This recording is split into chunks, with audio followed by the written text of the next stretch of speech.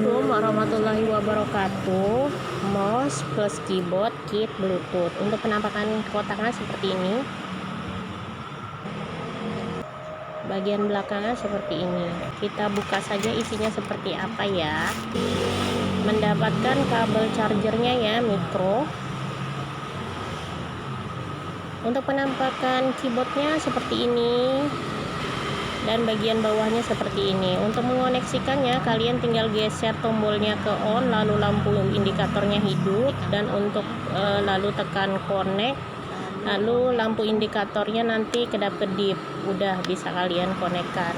Terus untuk mouse-nya seperti ini penampakannya. Kalian buka saja sisinya bagian bawah, lalu kalian isi dengan baterai A3 2 pieces dan kalian on kan, dan mouse-nya bisa sudah kalian konekkan juga.